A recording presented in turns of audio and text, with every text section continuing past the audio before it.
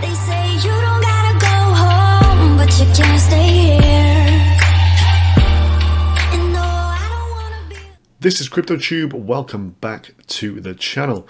In today's video, we're just looking at what I've done with my Masternode profits for this last month, as we have just had the final weekend of November. That's typically when I do most of my trading, and I've now accumulated quite a few coins.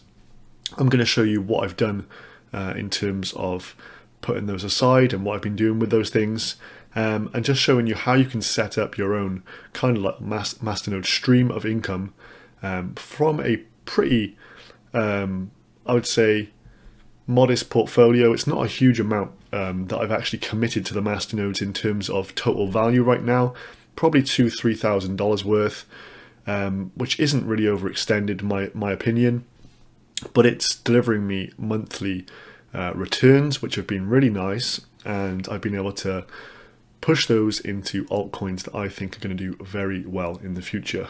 So if you're new here, please subscribe to the channel. I'm bringing out roughly 2 videos every single week on Masternode, but also wealth creation through cryptocurrency in general. So it's not just specifically Masternodes, but anywhere where you can make some money through crypto, I'm pretty much on it. So without further ado, let's jump into today's video. So this was a Excel spreadsheet that I showed you a couple videos back, showing how I'm going to actually use my Masternodes as mining contracts for Bitcoin, Chainlink, and Ethereum. So we're going to have a little update on what's been going on with that over this last month. And just to cut to the chase, you can see down the bottom here, I've actually been able to plot the exact amounts that I've actually made this month. So only 50,000 Satoshis, but I've been pretty much easing off on my BTC mining. So 50,000 Satoshis banked, and on my ledger, I accumulated 48.9 link this month through Masternode rewards, which has been pretty fantastic. That's over $100 worth of that coin. And I've also got 0.89 Litecoin as well to show for this month as well. I was going to be mining Ethereum through this buy-rake exchange. The fees were a bit too high for me to actually go ahead and do that, and also the market was a little bit thin as well. So I thought it was a better idea to convert that BTC from those coins into Litecoin. Here are the coins that I've actually got investments in. Not all of these are full Masternodes, so bear that in mind, but some of these will be multiple Masternodes. I'm not going to go into the nitty-gritty of each of those, but these are the coins I've got: ESBC, Flitz, StakeCube, Midas, 1x2, and then some dust amounts of Shard, PivX, Ethereum, and Syscoin. Then some dust amounts on Midas for Flying, Climatas, Snode, and some additional ESBC, plus Rapids coin and some gold poker coin. I've used some of these because there's good markets like on StakeCube, for example, where you can come and trade these coins, and there's a pretty good spread. So also trading some of these Masternode coins quite profitably on top of this. So Chainlink's been the one that I've been going pretty much hard on at the moment for. Excuse the pun, but we're going hard for this one. And it's been really good in terms of its come up, and now it is kind of finding itself stagnating in price, but I see that as more of a consolidation period. Some really good Twitter memes and things going on.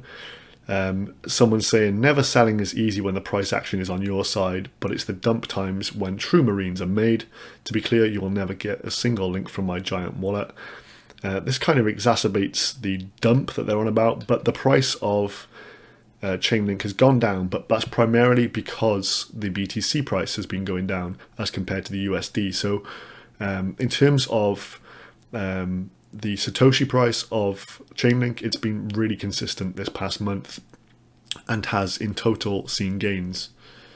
The Chainlink Ethereum USD reference contract now has the same level of decentralization as the entire EOS blockchain, 21 nodes. But since the contract resides on Ethereum, thousands of nodes, it is much more censorship resistant and immutable. And again, really funny picture there.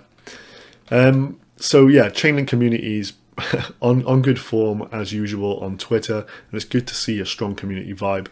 And I think there's only around 76,000 Chainlink holders in total. I think that was the number of wallets counted that I seen on someone else's tweet, which isn't a huge amount, and it puts into perspective that versus other coins where you've got millions of holders, and potentially the price obviously of Chainlink to go up in the future is pretty high.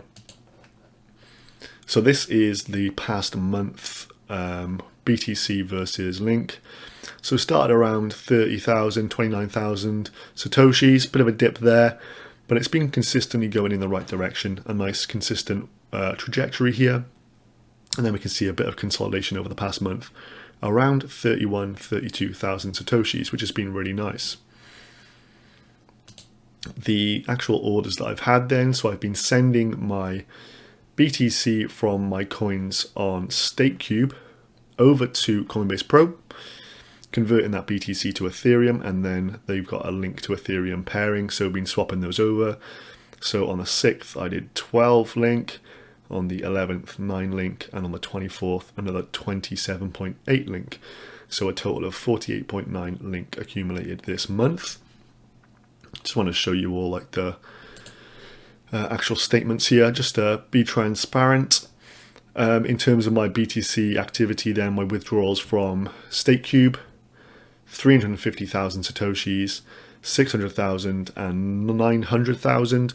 Those three were those transactions going over to Coinbase Pro and initiating those link purchases. And then there's my 50,000 sats that I sent over to a cold storage device, just to ensure that I was accumulating some BTC this month. Even though it's not a lot, it's better than nothing. If you go onto exchange on StakeCube,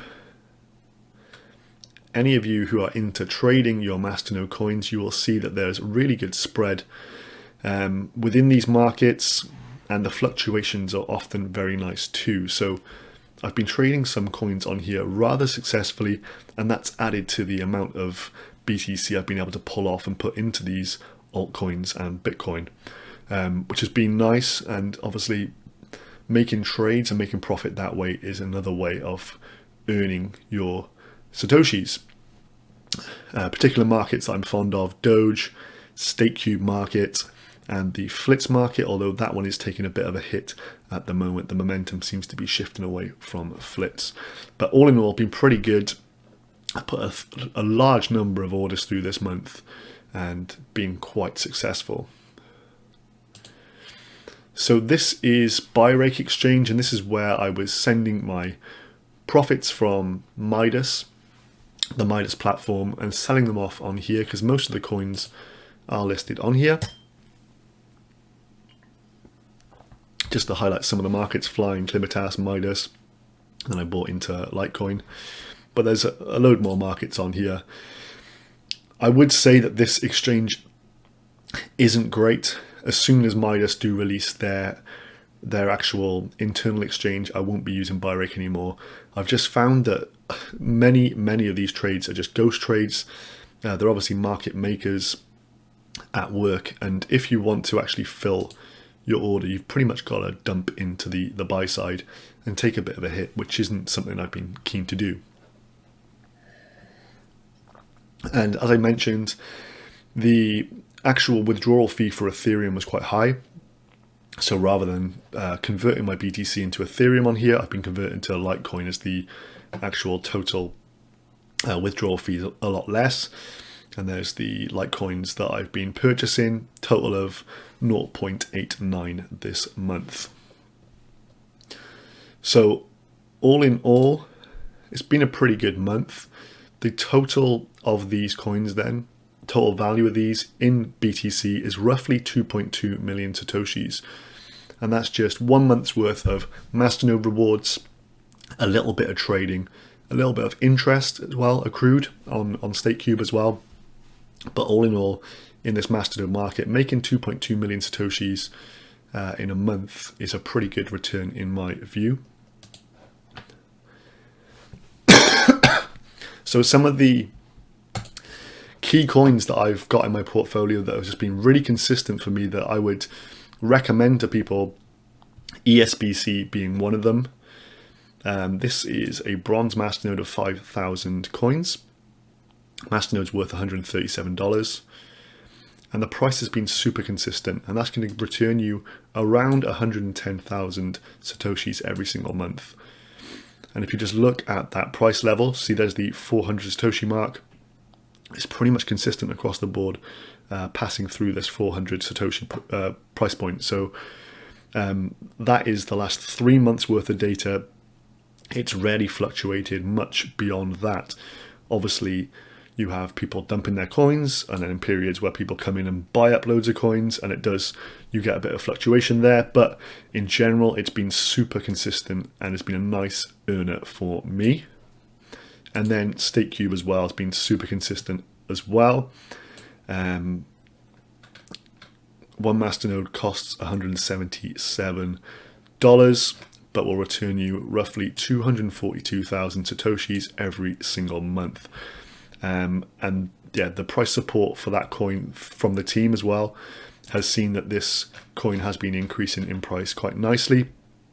Obviously in the last couple of days then, with obviously BTC price going down and stuff, people have been pulling their funds out, I think. But that's just to be expected with this kind of market. So all in all, pretty happy with this month's performance in terms of the coins I've been able to mine using those masternodes as mining contracts. I think that's an essential part of creating a long-term wealth strategy.